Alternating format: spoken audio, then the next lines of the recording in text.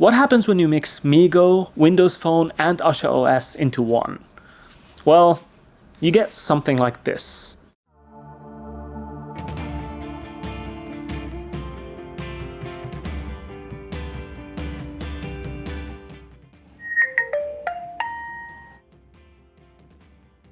This is the Nokia XL, a unique device in Nokia's long and storied history that many of you might have forgotten about. But it has a fascinating story behind it and could perhaps be one of the main reasons Microsoft decided to buy Nokia's phone division back in 2013. So what makes this baby special? Let's find out.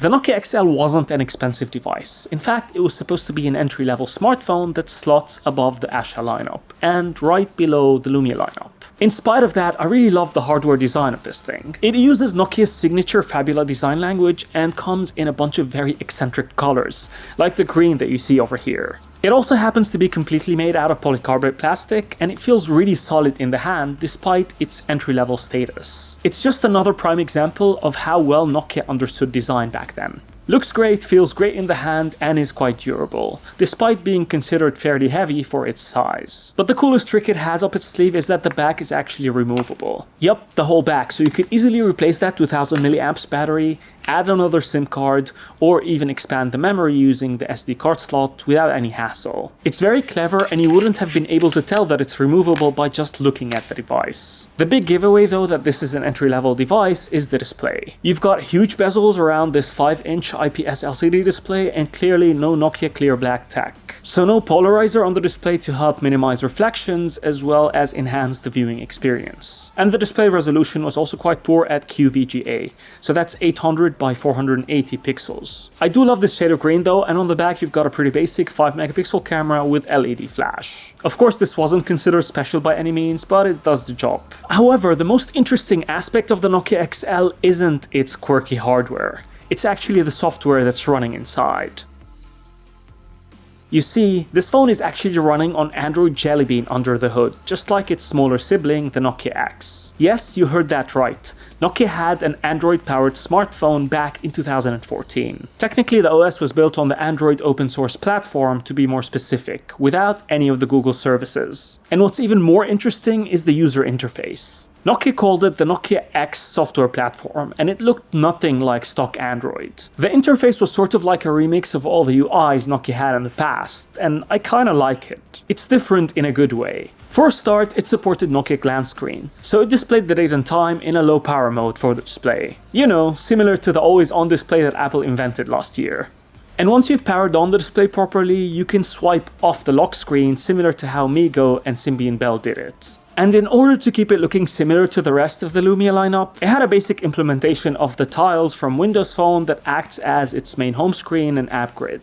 Though unfortunately those tiles aren't live. But they were static, but they were also resizable, and you can even change their colors based on your preferences. And to the left of the main home screen was Fastlane, which was adopted from Asha OS and similar to what MeeGo did in the past. So that's where you'll find all your notifications, app history, and even widgets. And even though Nokia only used one capacitive button under the display, which helps you go back, you can dig into the settings and enable swipe to go back, even with a similar animation to MeeGo, though not as fluid. You'll also notice that the interface adopts dark mode, so most of the settings and the apps have a black background behind them, which was also taken from MeeGo. Now this phone didn't exactly have cutting-edge hardware running inside, so it was actually powered by the Snapdragon S4 Play processor, which consists of A5 cores clocked at 1.2 GHz and with 768 megabytes of RAM. Despite the mediocre hardware, it ran fairly smoothly, though launching apps does take its sweet time. Nokia even bundled it with its own services such as Mix Radio, Here Maps, and its own app store. And if I'm not mistaken, you can even sideload APK files on it, so you can install your own apps.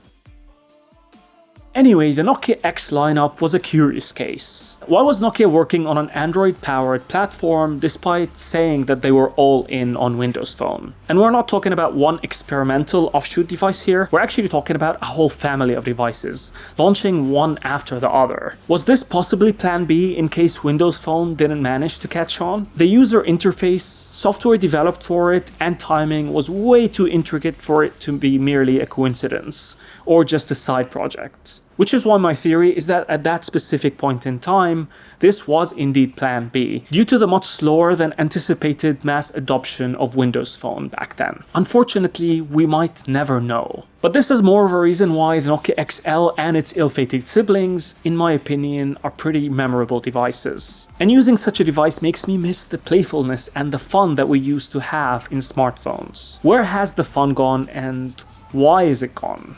Anyway, what's your theory about the Nokia X lineup? I'd love to hear your thoughts in the comments below. For more nostalgic content, check out my Nokia N9 video here, or check out my video about the Lumia 920 here. That's it from me, thank you very much for watching. Please don't forget to share, like, and subscribe to the channel in order to support me, and I shall see you in the next one.